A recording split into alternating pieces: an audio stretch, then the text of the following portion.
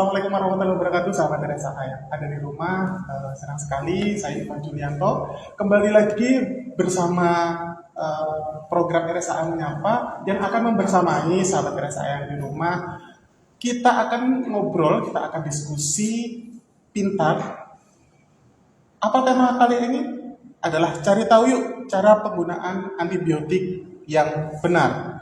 Telah hadir narasumber yang tentunya akan menjawab keingintahuan para sahabat mengapa antibiotik itu harus digunakan secara bijak.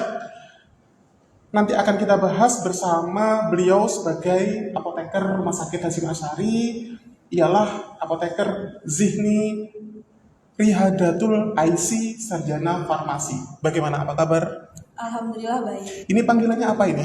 Bisa dipanggil Zihni saja, Mas. Kakak Zihni atau baik. Mbak Zihni? Mbak Zihni, baik. Bersama Mbak Zihni nanti kita akan ngobrol selama 1 jam ke depan bagaimana cara menggunakan antibiotik yang benar. Untuk sahabat pendengar yang ada di rumah, dimanapun Anda berada, simak terus obrolan kami. Jangan sampai lewatkan, stay tune terus dari awal sampai dengan akhir. Karena apa? Karena kami di akhir akan memberikan giveaway yang menarik untuk sahabat RSA dengan cara gampang banget, hanya memfollow Instagram kami di @rs.hasyim_asy'ari dan juga ada TikTok juga sama di rs.hasyim_asy'ari. Jangan lupa untuk di follow juga Facebook di Rumah Sakit Hasyim Asy'ari, serta kami juga ada channel YouTube di @rs_hasyim_asy'ari 1. Nah, sebelum berinteraksi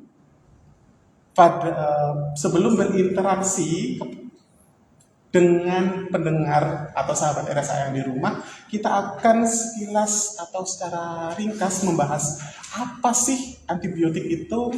Nah, telah hadir Mbak Zihni nanti yang akan memfasilitasi program RSA Menyapa ini untuk sahabat RSA pada sore ini.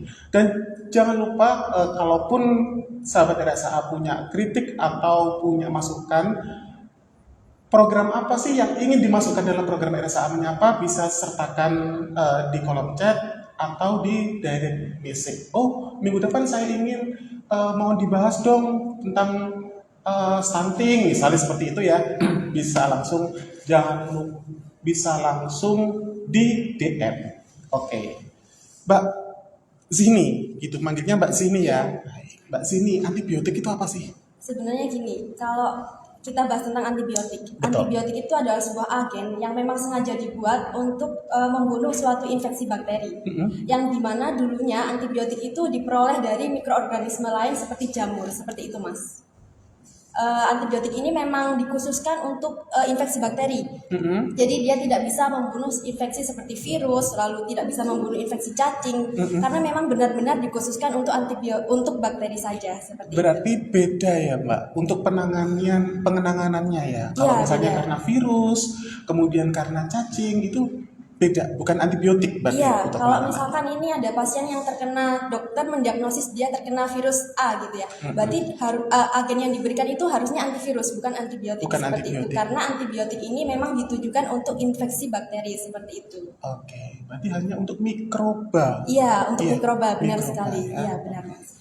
Kemudian aturan minumnya yang bisa dianjurkan itu seperti apa, menurut Nah, Mbak Zihni? ini kalau untuk aturan minum, biasanya kan para pasien itu sudah kalau misalkan mendapatkan obat antibiotik nih, di obatnya kan sudah ada yang namanya etiket. Nah, biasanya itu misalkan antibiotik A, aturan minumnya 3 kali sehari. Berarti itu harus dikonsumsi 3 kali sehari, tiap minum 1 tablet setiap 8 jam. Tapi kalau misalkan nih antibiotik kan ada yang biasanya digunakan 2 kali sehari, berarti itu harus diminum setiap 12 jam, tidak boleh lebih, tidak boleh kurang, karena itu nanti akan meningkatkan terjadinya yang namanya resistensi bakteri, seperti itu. Oke. Berarti memang ada aturan khusus ya. Iya, harus ada. Berarti tidak semua antibiotik itu harus 3 kali. Tidak semua antibiotik itu harus 2 kali begitu. Berarti Iya. ada Ada aturannya ya? aturan khusus atau biasanya itu sudah ada tata laksananya. Jadi misalkan infeksi A, oh ini antibiotiknya ini dengan durasi sekian, lalu aturan minumnya sekian, seperti itu. Oke, baik, luar biasa. Ternyata memang beda untuk penanganannya, sahabat. Jadi kalau misalnya karena sakitnya karena virus, berarti bukan diobati dengan antibiotik, tetapi memang harus ada tata laksana yang berbeda. Iya, seperti itu. Dan kemudian itu penggunaannya juga harus beda-beda ternyata, ada yang 2 kali, ada yang 3 kali. Iya. Kemudian apakah antibiotik itu, apakah semua infeksi itu harus dikasih antibiotik? Nah, Mbak seperti yang Sini? saya jelaskan tadi nih Mas, kalau antibiotik itu memang dikhususkan untuk infeksi bakteri atau mikroba. Sedangkan infeksi kan banyak sekali jenisnya, ada virus, ada jamur, ada cacing. Nah, ini ada agen-agennya sendiri. Kalau misalkan cacing berarti kan biasanya dikasih albendazole, mebendazole seperti itu. Kalau virus berarti antivirus. Kalau misalkan eh, jamur berarti anti jamur seperti ketoconazole, miconazole seperti itu. Sedangkan kalau antibakteri atau antibiotik biasanya itu seperti cefixime, ceftriaxone seperti itu. Oke. Adakah perbedaan antara infeksi yang disebabkan oleh bakteri sama infeksi yang disebabkan oleh virus? Iya, tentunya itu beda Mas, biasa. Tapi kalau untuk mendiagnosis itu lebih ke ranahnya dokter, nggih ngapunten. Jadi akan saya jawab setahu saya saja. Kalau misalkan infeksi jamur pada kulit nggih, biasanya itu ada kayak lesi atau lingkarannya. Nah, itu berarti Iya. infeksi jamur. Tapi kalau misalkan infeksi bakteri berarti nanti kemungkinan harus ada data lab dan lain-lain. Atau mungkin dokter yang lebih tahu nih Mas kalau yang masalah itu, karena kan dokter yang mendiagnosis. Oke. Berarti kalau misalnya ada lesi kemudian ada nanah ya atau Ya. nanah, apakah itu bisa disebut infeksi, Mbak? Bisa, karena kan itu ada lukanya gitu. Itu bisa mungkin nanti adanya infeksi, jadi bisa diberikan antibiotik seperti Oke. itu. Kemungkinan besar bisa terjadi infeksi. Karena mungkin benjolan ataupun lesi itu Belum. dicari tahu dulu Iya. penyebabnya ya. Iya, benar Itu sekali. disebabkan oleh bakteri atau Iya. disebabkan oleh Jamur. virus atau jamur. Seperti itu ya, Pak. Iya. Kemudian efek samping ketika eh, penggunaannya tidak sesuai dengan aturan dokter. Nah, kalau misalkan penggunaan antibiotik tidak sesuai dengan aturan dokter, yang pertama ini dapat memicu yang adanya yang namanya resistensi antibiotik. Terus kalau misalkan nanti udah terjadi resistensi antibiotik, otomatis para tenaga medis ini akan mencari antibiotik mana yang masih bisa digunakan untuk pasien ini untuk menyembuhkan infeksinya. Terus kalau misalkan nanti terjadi hal ini kan otomatis pasien akan lebih lama lagi nggak sakitnya karena harus mencari antibiotik lain. Terus kalau misalkan seperti ini juga kemungkinan kan infeksinya semakin parah dan itu akan meningkatkan mortalitas atau kematian yang bisa disebut seperti.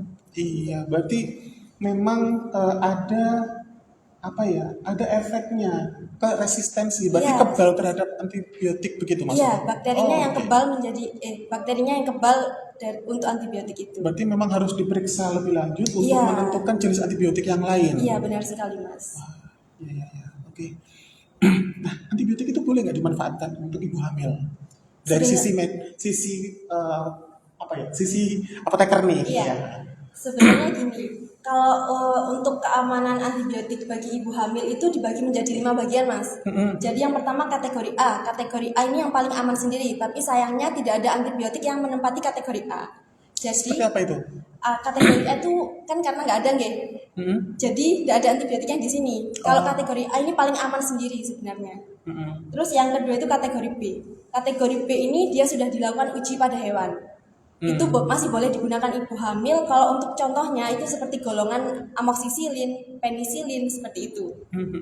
Lalu untuk golongan C ini juga sudah dilakukan uji pada hewan, tapi itu kalau bisa diminimalkan penggunaannya pada ibu hamil.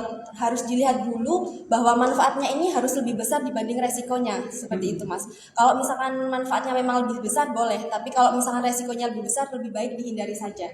Lalu yang keempat ini kategori D. Kategori D ini dilarang untuk ibu hamil. Lalu untuk yang kategori E ini benar-benar sudah dilarang sekali Mas, karena sudah terbukti bahwa dia itu menimbulkan efek samping bagi janinnya seperti itu. Oke. Dari 5 yang disampaikan Mbak Zini, apakah berarti untuk dikonsumsi anak-anak masih bisa dimanfaatkan dari antara 5 itu ya? Di antara 5 itu ada yang boleh Mas. Jadi gini, kalau untuk anak-anak sendiri yang biasanya paling sering ini menimbulkan efek samping, kalau menurut buku-buku yang saya baca ya, itu yang namanya chloramphenicol itu dia punya efek samping. Jadi ini nggak boleh dikonsumsi sama anak-anak. Dia itu efek sampingnya gray baby syndrome atau kulit bayi jadi warna abu-abu gitu. Terus kalau iya Bisa ya? bisa seperti itu Mas. Terus habis itu ada yang namanya ciprofloxacin. Kalau digunakan untuk anak-anak kemungkinan nanti dia akan ini menjadikan ruptur tulang gitu. Jadi tulangnya itu jadi kayak lebih rapuh seperti itu. Jadinya nanti keropos dini. Ya, jadi makanya untuk Gitu ya. pemberian antibiotik untuk anak-anak itu lebih dihati-hati biasanya seperti itu sih Mas. Ya. Oke, mungkin ini mewakili dari sahabat yang sedang menonton sekarang. Kalau misalnya beli obat antibiotik di apotek itu bisa nggak? Gini Mas, itu ada dua ya sebenarnya. Nah, beli antibiotik kalau misalkan ada resepnya, resep resmi dari dokternya ini boleh. Tapi kalau misalkan beli tanpa resep dokter, tinggal beli aja. Misalkan saya pusing, tapi belinya antibiotik. Karena kan banyak ini orang-orang yang seperti itu. Betul. Kadang pusing itu dikasih amoxicillin gitu. Iya. Gitu. Dikasih, Iya. saya pusing, saya mau beli antibiotik. Nah, itu tidak boleh. Yang boleh itu harus pakai resep dokter, Mas, seperti itu. Karena sesuai yang saya bilang tadi bahwa antibiotik itu sudah disesuaikan dengan jenis bakteri yang menginfeksi, seperti itu. Oke, baik. Sedikit berpesan kepada sahabat Teresa, memang beli obat antibiotik terutama itu memang harus pakai resep dokter. Iya, benar Itu sekali. sangat disarankan.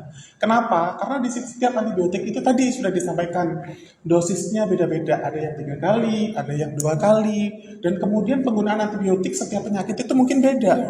Ya, tidak semua bisa ditebas habis oleh amoxicillin misalnya Iya, gitu. benar Semua sekali. tidak semua keluhan ditebas habis oleh antibiotik tertentu. Jadi memang harus disesuaikan dengan apa yang dirasakan sahabat saat itu. Kalau misalnya infeksinya dompet kering, nah itu seperti yang apa susah, antibiotiknya? Oke. Kerja keras sih.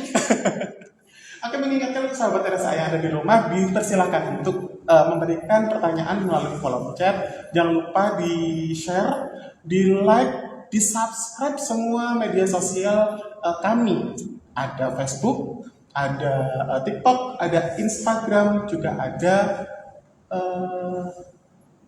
apa tadi ya? Nah, pokoknya itu di-subscribe semua, diikuti semua. Biar ketika ada notifikasi, informasi, promosi layanan bisa ternotifikasi di smartphone panjenengan, gitu ya. Baik. Pemilihan antibiotik yang aman itu seperti apa?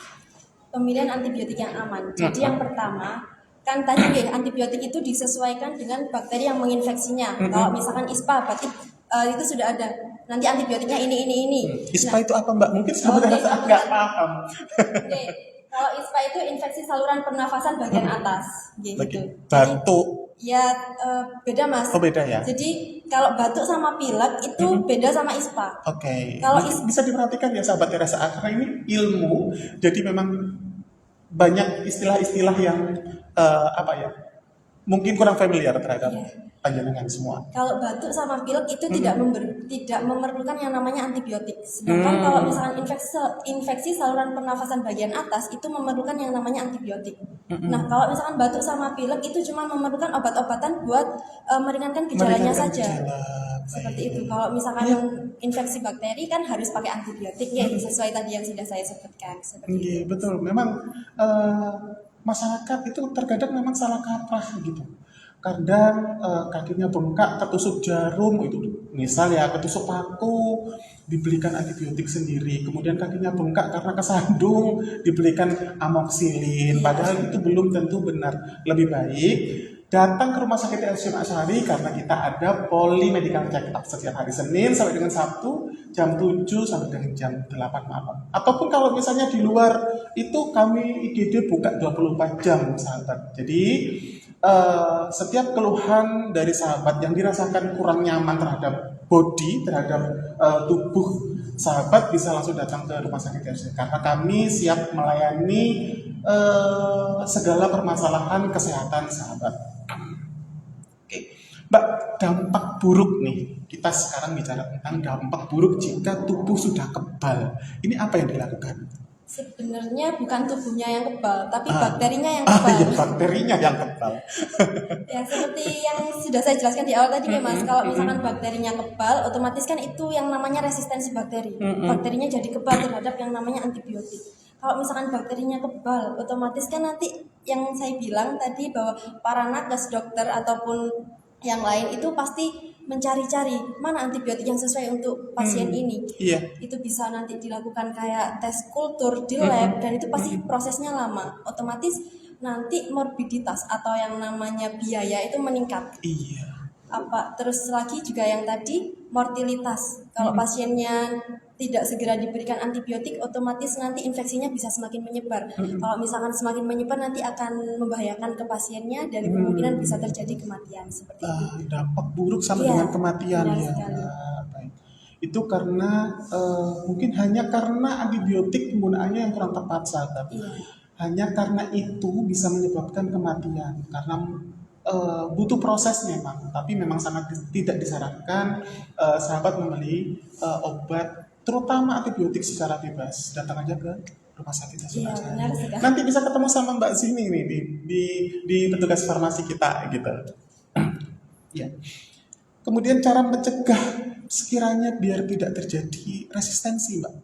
Kalau misalkan cara mencegah untuk supaya tidak terjadi resistensi, yang pertama yang tadi kita harus minum antibiotik itu sesuai aturan pakai. Kalau misalkan aturan pakainya sehari 3 kali, berarti kita harus minum sehari 3 kali. Kalau misalkan nih ada yang terlupa, minum pada saat jam terlupa itu tadi langsung minum. Jangan, oh saya udah lupa, berarti nggak usah minum lagi selanjutnya, itu salah. Meskipun telat tetap diminum ya. Meskipun telat tetap diminum. Terus antibiotik ini harus diminum sampai habis. Jangan sampai menyisakan antibiotik karena merasa tubuh, oh saya sudah sembuh, saya nggak perlu lagi antibiotik ini, seperti itu. Karena mekanisme kerjanya antibiotik dengan obat-obatan lain seperti demam itu berbeda Mas. Kalau misalkan antibiotik kan memang dirancang untuk membunuh bakteri. Nah di penelitian terdahulu, kalau misalkan nih infeksi A ini ditentukan antibiotiknya sampai 5 hari. Berarti di penelitian terdahulu itu sudah diteliti bahwa antibiotik ini bisa membunuh bakteri ini pada hari kelima. Kalau misalkan kita minum sampai hari ketiga saja, otomatis bakteri ini kemungkinan masih belum mati semuanya Mas, masih ada kemungkinan untuk dia menginfeksi kembali semakin banyak. Seperti itu. Oke. Jadi informasi lagi untuk sahabat RSA bahwasanya memang bakteri itu bisa mati di hari kelima oleh karena Gini nih, Mas, belum tentu di hari kelima, tergantung tergantung dari penyakitnya seperti itu. Jadi memang antibiotik itu harus dihabiskan karena dia mempunyai durasi tertentu atau waktu tertentu agar bisa menembak secara tepat si bakteri nakal itu. Ya. Oke. Kemudian apakah ada pertanyaan? Sebentar. Mbak, ini sepertinya cukup banyak, Mbak. Nggak apa-apa ya. Itu karena bentuk antusias dari sahabat RSA dengan program RSA ini, RSA Menyapa. Karena kita hadir setiap minggu, sahabat. Kita hadir setiap minggu di hari Rabu atau Kamis jam 3. Ya, ini kegiatan rutin, jadi memang sangat antusias, interaktif sekali gitu. Boleh kita bacakan pertanyaan? Iya, boleh. Boleh ya. Oke. Pertanyaan pertama dari sahabat Papip D. Selamat sore Papip D, selamat beraktivitas. Mohon izin pertanyaannya kami bacakan.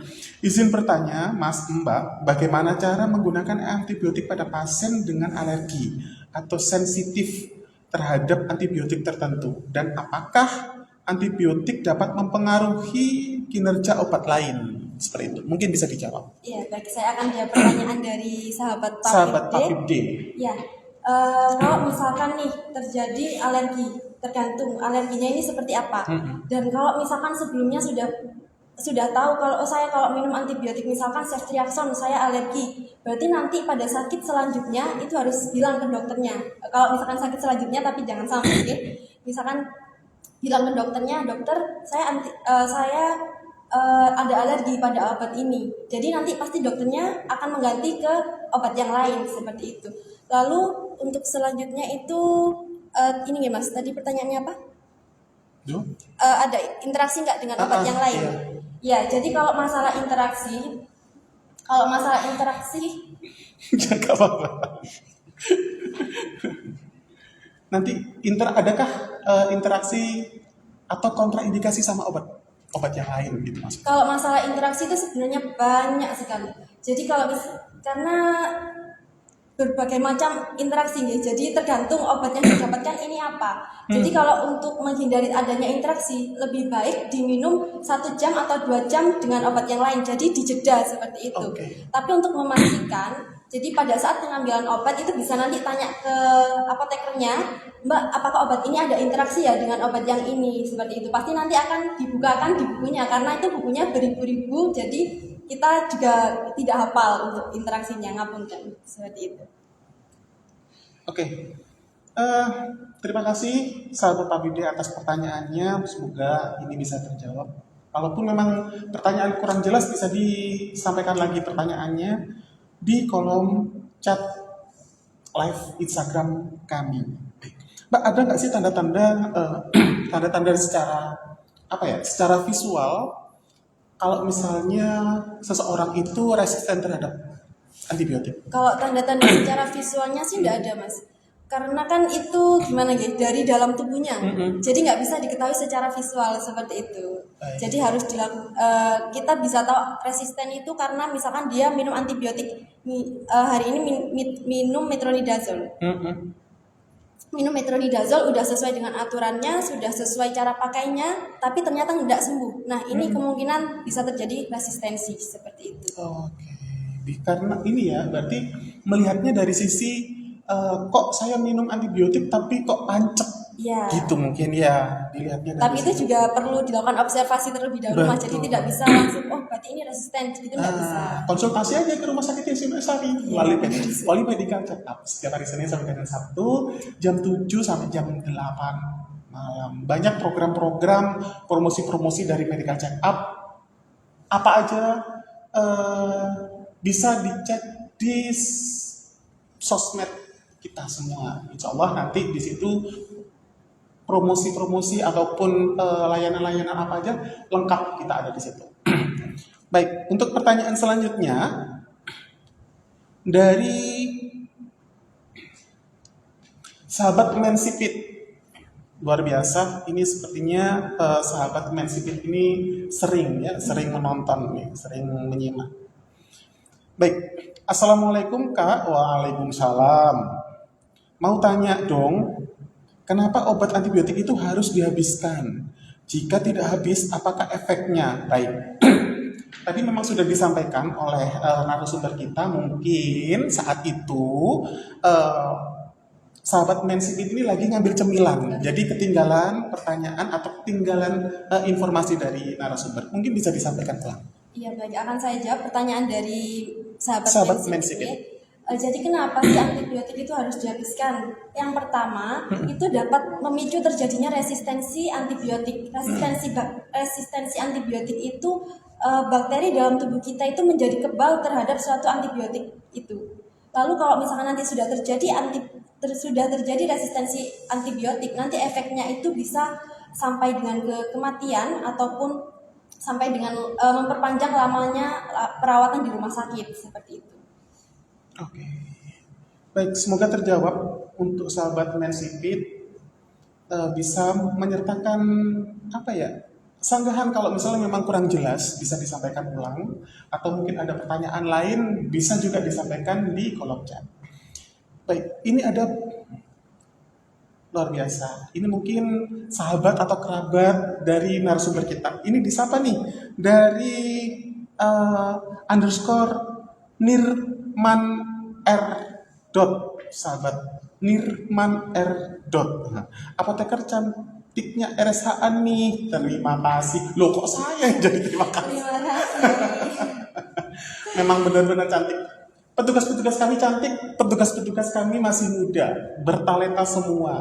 Jadi, ayo ke Rumah Sakit Yasin Sari berobat ke kami. Kami akan mengatasi segala permasalahan kesehatan sahabat.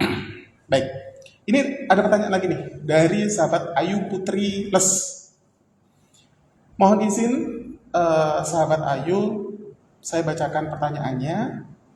Apa saja tanda-tanda yang menunjukkan bahwa antibiotik itu tidak efektif? Dan bagaimana cara memantau efek samping dari interaksi antibiotik itu? Baik, akan saya jawab pertanyaan dari sahabat Ayu, nggih. Iya, sahabat Ayu. Eh, Bagaimana cara memantau bahwa antibiotik itu tidak efektif? Jadi gini, misalkan kita udah minum antibiotik itu sesuai dengan aturan pakai. 3 kali sehari kita udah minum 3 kali sehari, setiap 8 jam, terus juga sudah kita habiskan, tapi kok kita masih tidak enak badannya. Terus kita masih tidak enak badannya, nah itu kemungkinan antibiotiknya tidak efektif atau sudah mengalami resistensi karena kan sudah diminum dengan sesuai aturan tapi kok tidak sembuh-sembuh seperti itu, atau memang antibiotiknya ini kurang sesuai untuk infeksinya seperti itu. Jadi dari situ bisa dilihatnya, Mas. Oke, Mbak, ini pertanyaan mungkin mewakili dari sahabat semua kalangan gitu. Boleh nggak sih Mbak antibiotik itu diminum dengan teh ataupun kopi? Baik. Dari sisi apoteker nih bisa disampaikan. Izin menjawab, sebenarnya gini, semua obat itu tidak boleh digunakan bersamaan dengan teh ataupun minuman yang lain seperti susu. Nggak boleh ya Mbak? Tidak boleh. Kadang Jadi itu kalau misalnya ibu-ibu itu minum atau bapak-bapak yang sudah berumur gitu kan minumnya sambil sama teh hangat gitu, berarti nggak boleh ya? sebenarnya itu tidak boleh karena gini, ditakutkan terjadinya interaksi. Nah, kalau misalkan nanti sudah terjadi interaksi, kemungkinan efek terapi dari obat ini tuh bisa menurun. Bahkan kalau misalkan terjadi interaksi itu bisa meningkatkan dosisnya otomatis. Itu malah nanti berbahaya bagi tubuh kita karena akan bersifat sebagai racun seperti Oh itu. gitu. Kalaupun sama susu juga nggak boleh? Sama susu juga nggak boleh karena itu bisa menurunkan efektivitasnya atau bahkan meningkatkan dosisnya karena adanya interaksi seperti itu, Mas. Oke. Nah, ini mungkin sedikit penting nih. Kadang kalau misalnya anak-anak itu kan minumnya susah ya. Kadang itu sama orang tua itu harus dihancurin dulu, dihalusin, kemudian dicampur sama susu untuk diminumkan. Gitu. Iya. Gimana menurut Kalau Mbak? seperti itu, jadi gini, kan kalau sekarang itu sudah ada yang namanya surplus, biasanya ada di apotek-apotek nih. Surplus itu gula yang dicairkan. Nah itu bisa jadi pilihan untuk dibuat campuran obat bagi Oh, anak-anak, oke, biar buat nggak puyer, pahit. biar tidak pahit. Oke. Daripada menggunakan kayak yang namanya teh atau susu itu malah nanti berakibat pada penurunan efek terapinya dari suatu Oke. antibiotik itu. Diganti dengan gula dapur boleh? Boleh, nggak Oke. apa-apa. Berarti begitu ya sahabat, memang tidak disarankan minum obat juga termasuk salah satunya antibiotik itu tidak dibarengin atau diminum dengan teh, kopi maupun susu. Iya. Karena itu mungkin tidak menimbulkan reaksi begitu ya. Bahkan gini Mas, Gimana? kalau misal saya pernah baca bahwa beberapa jus, saya lupa jusnya apa saja, ya, itu juga mempunyai interaksi dengan suatu obat. Jadi kalau bisa kalau misalkan kita sudah dewasa, kita minum obat, kalau bisa kita pakai air putih saja. Air putih. Iya, jangan pakai yang lain-lain, meskipun itu jus juga alami, ya. Tapi kalau bisa air putih saja. Oke. Jadi kalau misalnya ibu-ibu itu kadang minumnya dikasih apa ya? Roti kemudian dikunyah dulu atau enggak gitu pakai pisang gitu. Menurut Kalau dari Mbak Sini? sisi saya lebih baik jangan. Oh, gitu. Karena kita interaksi kan banyak sekali ya macam-macamnya. Jadi untuk menghindari interaksi itu lebih baik kita yang aman-aman saja. Jadi kita pakai air putih saja seperti itu. gitu. Nggih. Saya tanya pas waktu itu kan ada ibu-ibu minum gitu. Kenapa Bu minum pakai itu? Kalau misalnya nggak pakai pisang itu nggak bisa nak gitu. Kalau misalnya nggak dikasih nasi itu nggak bisa nak gitu. Berarti pokoknya masuk berarti konsepnya. Nah, makanya kadang sudah minum obat dengan teratur, tapi efek yang diterima itu kurang. Karena bisa karena itu tadi Mas, minumnya pakai pisang. Nah, kita kan nggak tahu nih pisang ini berinteraksi enggak sama obat ini. Betul, Seperti itu, betul. makanya efeknya tidak maksimal. Oke. Jadi, kalau bisa lebih baik kita pakai air saja kalau mau minum obat, seperti itu. Baik. Pakai air ya, sahabat. Kalaupun obatnya terlalu besar gitu, mungkin bisa dipotek, mungkin bisa dijadikan seperempat, kemudian minumnya pakai air kalau misalnya memang itu dirasa terlalu besar. Iya, tapi itu gini juga Mas, obat Gimana? itu nggak boleh semuanya dipotek. Oke, beda berarti ya. Ya Iya. Allah, iya iya iya. Apalagi untuk antibiotik, karena ada suatu antibiotik yang memang dia dirilis nggak boleh kena lambung atau asam lambung. Nanti kalau misalkan dia kena asam lambung, kalau misalkan kita potek nih, jadinya kan dia terbuka, Betul. terus otomatis terkena asam lambung. Nanti malah tidak ada efeknya karena dia dirusak oleh asam lambung. Seperti itu. Oh, oke. Berarti tidak semua obat itu bisa boleh dihancurin Iya. ya. Oke, luar biasa. Ini juga ilmu baru nih buat saya, buat sahabat RSA mungkin terutama gitu kan.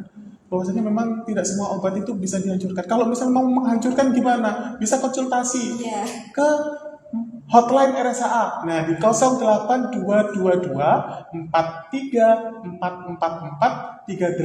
Nanti kami akan menjawab segala pertanyaan atau segala keingintahuan sahabat tentang program RSA. Melalui hotline kami ulang kembali di 08222 43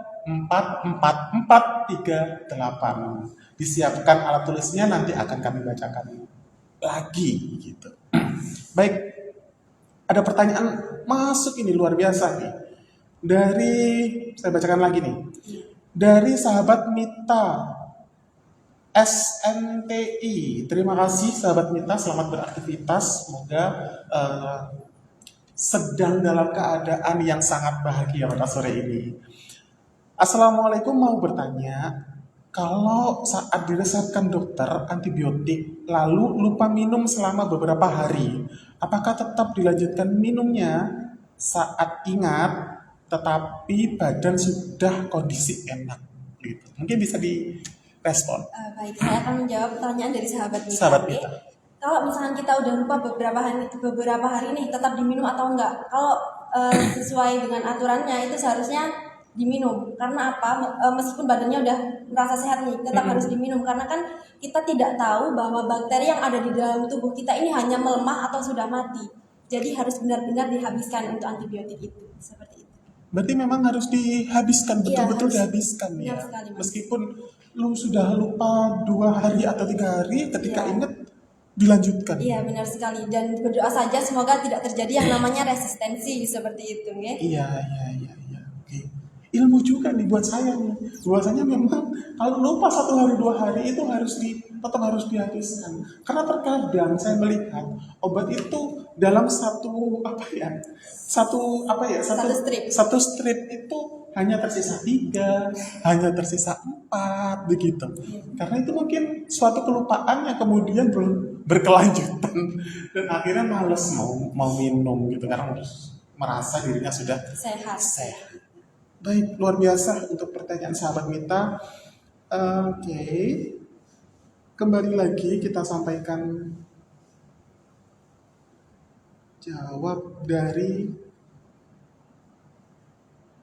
Oke, ini mungkin pertanyaannya mirip ya sama pertanyaan sebelumnya. Dari Kak Cialicius. Dari sahabat Cialicius. Mohon maaf kalau misalnya memang ada salah penyampaian. Dok, iya, terima kasih. Kalau lupa mengkonsumsi antibiotik pada waktu yang ditentukan, gimana tuh? Apakah ada efeknya? Nah, tadi sudah disampaikan oleh Kak Mita, kalau misalnya memang lupa minum obat, mungkin ini ditambahi, apakah ada efeknya? Ya, baik. Akan saya jawab pertanyaan dari Lisa. Kak Cialius, ya itu. Ya. Apakah ada efeknya? Tentunya ada. Yang pertama itu ya yang tadi saya bilang bahwa kalau misalkan kita lupa 1 jam 2 jam itu kemungkinan bisa menyebabkan yang namanya resistensi bakteri. Tapi resistensi bakteri itu juga tidak semudah itu 1 jam 2 jam lupa, cuman 1 jam 2 jam sudah terkena. Cuman kan kita harus antisipasi daripada nanti menimbulkan yang tidak seperti itu. Jadi kalau bisa tetap diminum sesuai waktunya. Kalau misalkan lupa 1 jam 2 jam juga diminum saat itu juga. Tapi nanti pada saat minum selanjutnya tetap disesuaikan sama aturan yang awal. Kalau misalkan tadi pagi minumnya jam 7, berarti selanjutnya minumnya jam 14 seperti itu. Oke, terima kasih penyampaiannya sangat luar biasa. Semoga Kakak Cia ini bisa terjawab dan bisa terpuaskan dengan pertanyaan